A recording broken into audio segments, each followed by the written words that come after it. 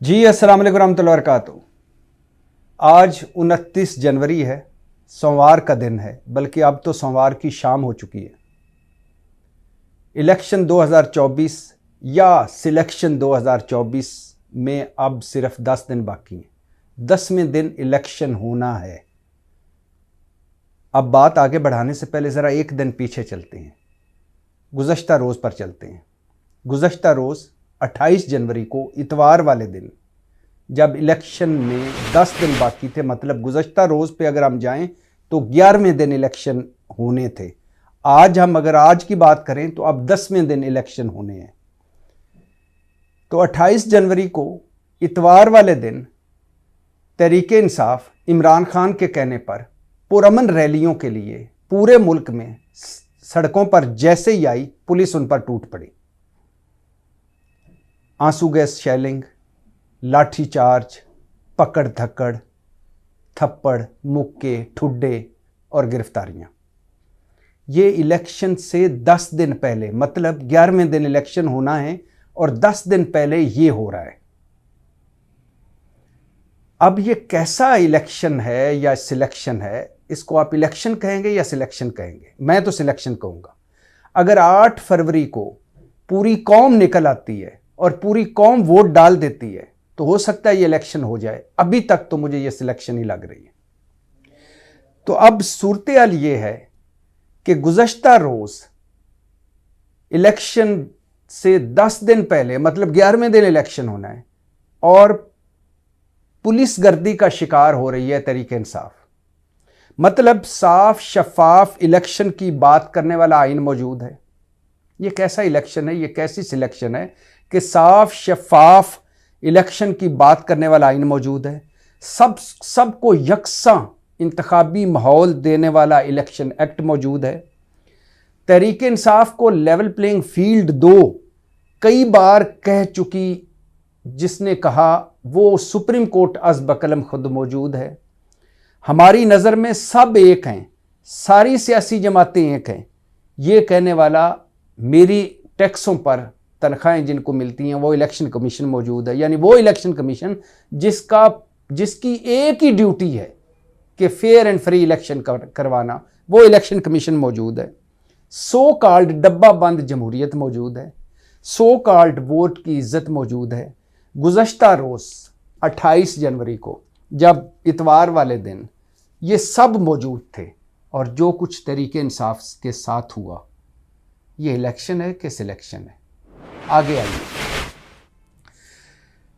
एक ही पार्टी है जिससे प्रेस कॉन्फ्रेंसिंग करवाकर उसके 4 हिस्से कर दिए गए। एक ही पार्टी है तहरीके इंसाफ जिसके उम्मीदवार और जिसके वोटरों की गिरफ्तारियां अब भी जारी हैं। एक ही पार्टी है तहरीके इंसाफ जिसके तजवीज़ कुनिंदे, तायद कुनिंदे भी पकड़े गए, जिसके कागजात नामजदगी छीने गए, फाड़े गए और दोबारा जमा भी नहीं होने दिए गए, रुकावटें डाली गई, और जिसके उम्मीदवारों को थोक के हिसाब से नायल किया गया और वो फिर आगे आके इलेक्शन ट्रिब्यूनल्स में और हाई कोर्ट में और सुप्रीम कोर्ट में हल हुए। और एक ही पार्टी है जिस पर पिछले दो साल से, 1.5 साल से तो डेफिनेटली, और वरना 2 साल से क्रैकडाउन जारी है। चादर चार दीवारी का तकद्दुस पामाल, इंसानी हकूक पामाल। ये कैसा इलेक्शन है या ये कैसी सिलेक्शन है कि बाकी सब वीवीआईपी पार्टियां, एक ही पार्टी है जिसके साथ ये हो रहा है? आगे आ जाइए। ये इलेक्शन है कि सिलेक्शन है कि हर पार्टी जलसा कर रही है, हर पार्टी, हर जमात जुलूस निकाल रही है, हर पार्टी रैली निकाल रही है। ये अलहदा बात है कि बिलावल के लियाकत बाग जलसे में 5000 लोग भी नहीं होते। ये अलहदा बात है कि मुस्लिम लीग नून, जिनका रावलपिंडी गढ़ था, उसके जलसे में 3000 लोग भी लियाकत बाग में नहीं होते। ये अलहदा बात है कि MQM के फारूक सत्तार 10 रक्षों के साथ रैली निकाल रहे होते हैं, 10 रक्षों के साथ रैली निकाल रहे होते हैं और विक्ट्री निशान बना रहे होते हैं। ये अलहदा बात है कि मुस्लिम लीग नून सिवाय 2 जलसों के अलावा हर जगह जलसियां कर रही है। मतलब उनकी तरफ लोग आ नहीं रहे, जिनको खुली छुट्टी मिली हुई है, और दूसरी तरफ लोगों को आने नहीं दिया जा रहा। ये इलेक्शन है कि सिलेक्शन है? आगे आ जाइए। मुस्लिम लीगियों और पीपल्स पार्टी वालों को और मौलाना को इन्होंने 2 NROs लिए। एक, जब ये हुकूमत में PDM हुकूमत थी तो देने वाले भी ये थे, लेने वाले भी ये थे। जब नैब की तरमीम हुई और सारे इन्होंने करप्शन केसेस माफ़ करवा लिए।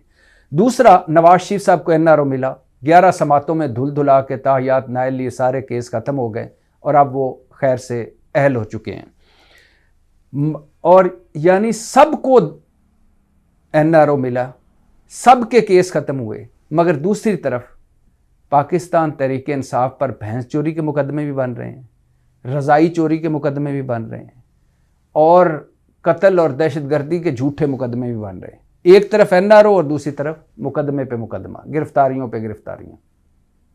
ये कैसा इलेक्शन, ये इलेक्शन है, ये इलेक्शन है कि सिलेक्शन है?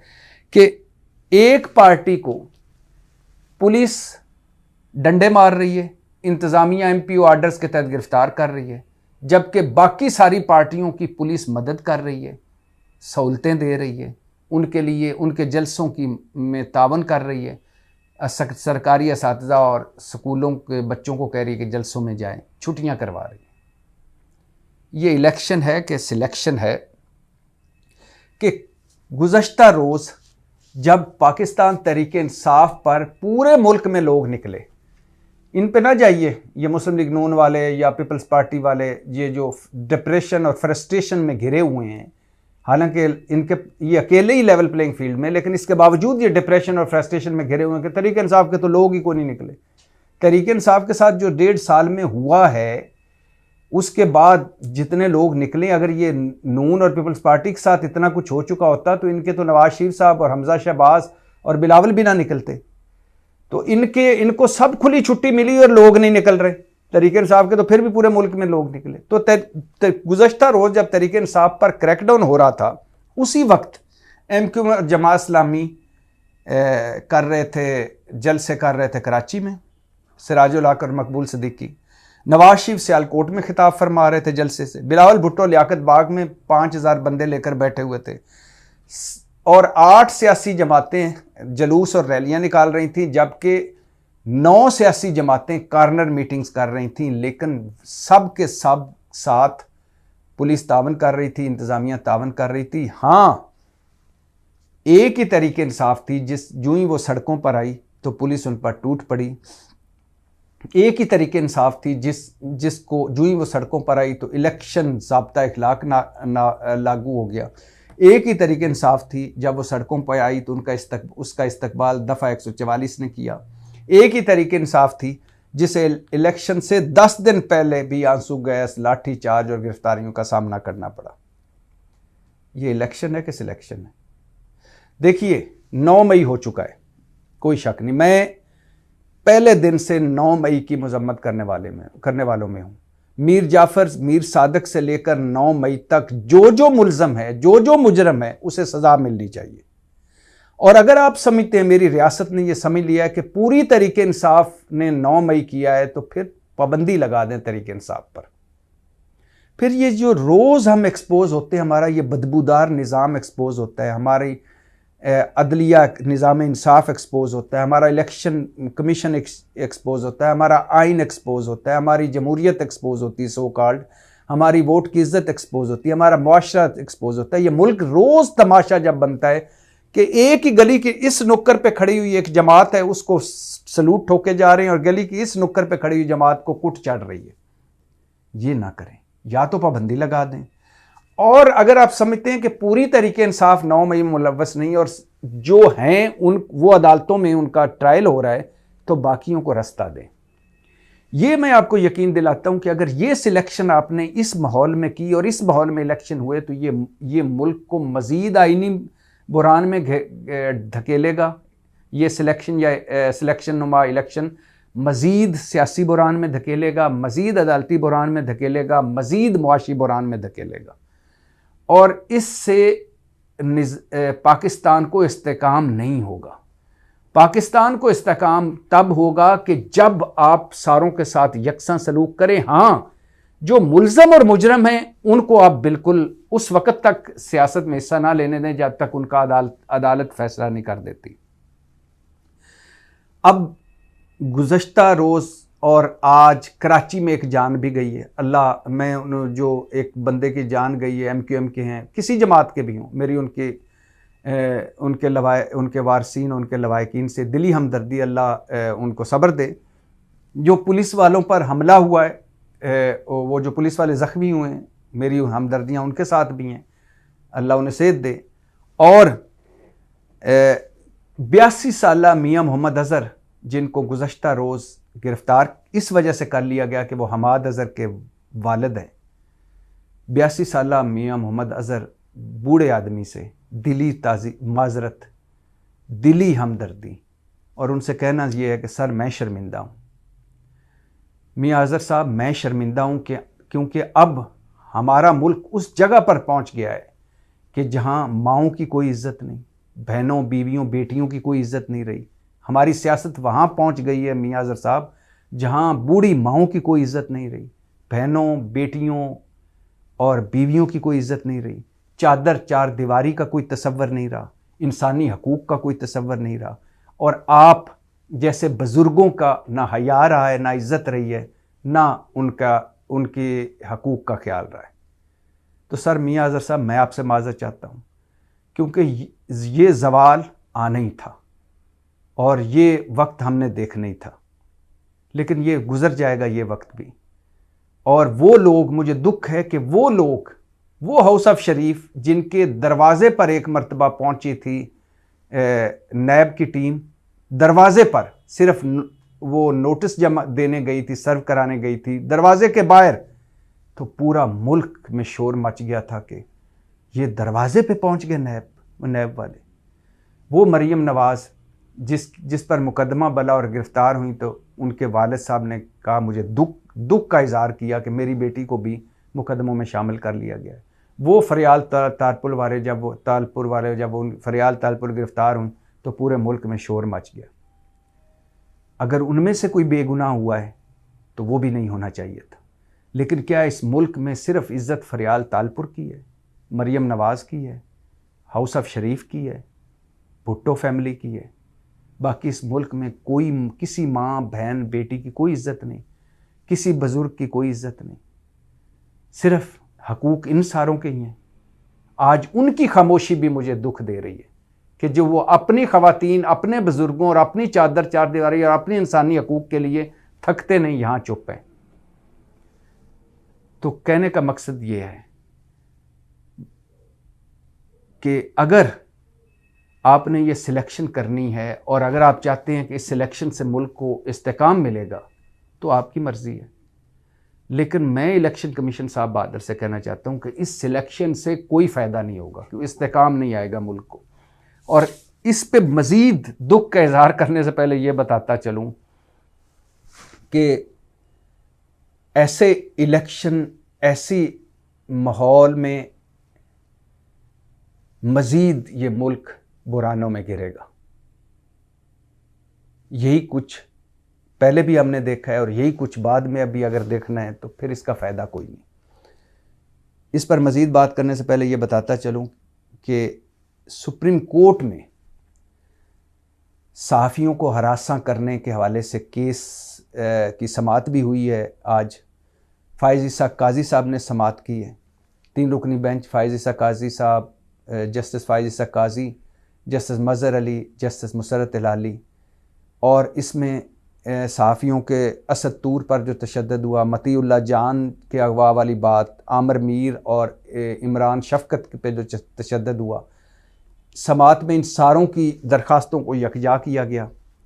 और इसके अलावा FIA ने जो नोटिस भेजे थे, ये आपको गुज़श्ता रोज़ भी बता चुका हूँ कि 47 सहाफ़ियों और यूट्यूबर्स को FIA ने नोटिस भेजे थे, और उस पर भी चीफ जस्टिस ने कहा कि ये नोटिस FIA वापस ले। तनकीद हक़ है हर किसी का, तनकीद करते रहना चाहिए, तनकीद से मेरा भला होगा, सुप्रीम कोर्ट का भला होगा कि हम अपनी इस्लाह करेंगे, ये चीफ जस्टिस ने कहा। और चीफ जस्टिस ने कहा कि आज़ादी इज़हार राय पर कोई कंप्रोमाइज़ नहीं। और चीफ जस्टिस ने कहा कि ये सारे नोटिस वापस लिए जाएं। साथ साथ ये भी बताता चलूँ कि सोशल मीडिया के 600 अकाउंट्स हुकूमत बता रही है कि उन पर तहकीकात हुई जिन्होंने जजिस और अदलिया मुखालिफ मुहिम चलाई थी, और 100 इंक्वायरीज रजिस्टर्स हुई, 110 अफराद को नोटिस जारी हुए। ये 500 से ज़्यादा ये अफराद थे जिनमें से 110 को नोटिस जारी हुए। 22 सियासी कारकुन थे और सियासतदान थे, जबकि 32 साफ़ी यूट्यूबर्स थे जिनमें बाद में 15 और शामिल हुए। 60 से 70 मिलियन लोगों की पोस्ट थी जिनको देखा गया। तो चीफ जस्टिस साहब ने नोटिस सारे कहा कि वापस लिए जाए, हरासा ना किया जाए साफ़ियों को। अब ये समाअत कल होगी। सारी दरखास्तों को यकजा किया गया। और इसमें अच्छी बात यह है कि मतीउल्लाह जान साफ़ी हमारे दोस्त ने कहा है कि अरशद शरीफ का केस भी लगा हुआ है, उस पर भी देखें, उस पर भी गौर करें। तो चीफ जस्टिस साहब ने कहा है कि इसको भी यकजा कर लें। अब हो सकता है कल इस पर भी बात हो। अरशद शरीफ कत्ल केस, अरशद शरीफ शहादत केस है। अरशद शरीफ, आपको पता होगा कि अरशद शरीफ पर 15-16 FIR जब दर्ज हुई, जान को ख़तरा महसूस हुआ जब उसे, तो उसने चीफ जस्टिस, उस वक्त के चीफ जस्टिस, उस वक्त सदर मुमलिकत को ख़त भी लिखा था, लेकिन कुछ भी नहीं हुआ। जब ख़तरा ज़्यादा बढ़ा, गिरफ्तारी का ख़तरा पैदा हुआ, खदशा पैदा हुआ अरशद शरीफ को, तो फिर वो 10 अगस्त को पेशावर एयरपोर्ट से दुबई चले गए। दुबई से उन्हें देश निकाला हुआ और अक्टूबर के पहले हफ्ते में वो कीनिया चले गए। और किसी मुल्क वो जा नहीं सकते थे क्योंकि वीज़ा नहीं था उनके पास। कीनिया वीज़ा फ्री है, दुबई का वीज़ा उनके पास था, दुबई का वीज़ा उन्होंने ले लिया था। हाँ, अलबत्ता दुबई में उन्होंने 2 मरतबा कोशिश की कि ब्रिटिश वीज़ा मिल जाए, अरशद शरीफ को नहीं मिला। ब्रिटिश एम्बेसी ने कहा कि आप वापस अपने मुल्क जाएं और वहाँ से अप्लाई करें।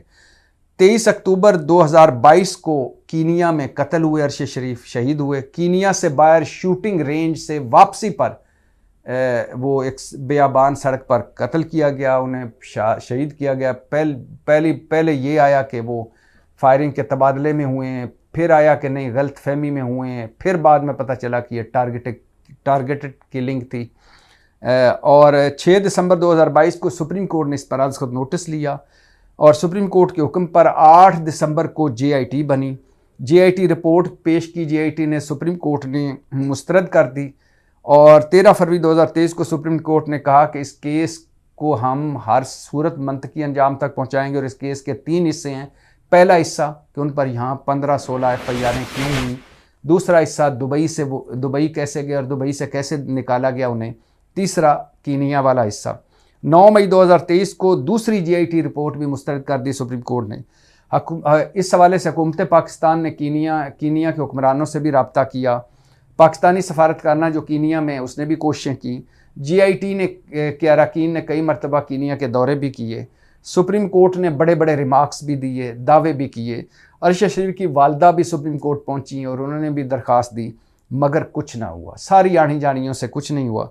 13 फरवरी 2023 को JIT ने सुप्रीम कोर्ट में आकर कह दी, हाथ खड़े कर दिए कि हमें कोई ठोस सबूत नहीं मिला। और इन JIT वालों का हाल ये था कि इनकी बेबसी का ये आलम था कि ये कीनिया में कई बार गए और इनको कीनिया की हुकूमत ने अरशद शरीफ की उस गाड़ी का मुआयना भी नहीं करने दिया जिसमें वो कत्ल हुए। अब सुप्रीम कोर्ट ने कहा है, फाइज सकाई साहब ने कहा है कि इस केस को भी देखेंगे। अब सूरत हाल ये है कि काश अरशद शरीफ के साथ आखिरी वक्त में जो खुर्रम अहमद और वकार अहमद उनके साथ थे, जो एक ड्राइवर था उनका साथ, खुर्रम अहमद और वकार अहमद 2 भाई, दोनों बिजनेसमैन कीनिया में और दोनों मेज़बान जो अरशद शरीफ के साथ हैं, काश उनको शामिल तफ्तीश किया जाए जो आखिरी वक्त साथ थे, तो बहुत सारी गुत्थियाँ सुलझ सकती हैं। और ये भी बताता चलूँ कि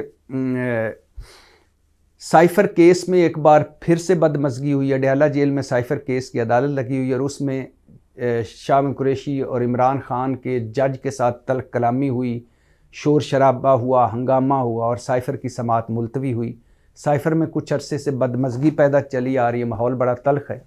साथ साथ ये भी बताता चलूँ कि तोशा खाना का रेफरेंस भी चल रहा है नैब की तरफ से, जो तोशा खाना रेफरेंस है। इमरान खान ने अपना वकील फिर से तब्दील किया, जिस पर नैब के और हुकूमती वकील अमजद परवेज़ ने कहा कि 10वीं बार इमरान खान वकील बदल रहे हैं, ये ताख़ीरी हरबे हैं।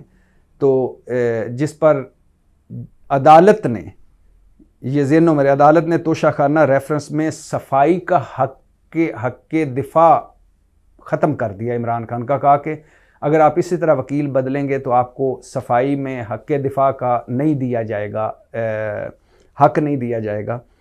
अब तक तोशाखाना रेफरेंस में 20 गवाहों में से 16 गवाहों की बयान मुकम्मल हो चुकी हैं, 5 पर जिरा मुकम्मल हो चुकी है।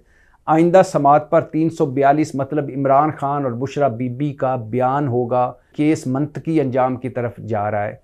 तोशाखाना भी और साइफर रेफरेंस भी, दोनों में सज़ा हो सकती है, इमरान खान के वकला ने कहा है और तहरीक इंसाफ के वकला ने, लेकिन उनका कहना है कि ऊपर जाकर दोनों केस उड़ जाएंगे। तो फिर वापस आते हैं इस पे कि अगर आप सिलेक्शन चाहते हैं तो फिर तो इसी माहौल में चलते जाइए और सिलेक्ट कर लीजिए। हाउस ऑफ शरीफ को सिलेक्ट करना है या बिलावल का चांस लगना है, जो आज़ाद उम्मीदवार हैं वो आज़ाद उम्मीदवार ख़रीद के मंडी लगा के बिलावल जरदारी साहब वो जीत जाएं। और अगर आप चाहते हैं कि मुल्क ये जो सिलेक्शन नुमा इलेक्शन है ये ऐसे हो जाएं कि मुल्क को इस्तेकाम हो, तो फिर अगले 10 दिन दिल बड़ा करें और तहरीक इंसाफ को भी प्लेइंग फील्ड दे दें।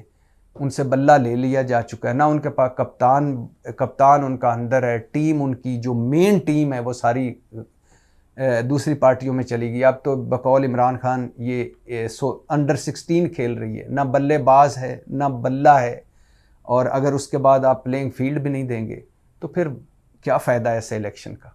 पाकिस्तान जिंदाबाद।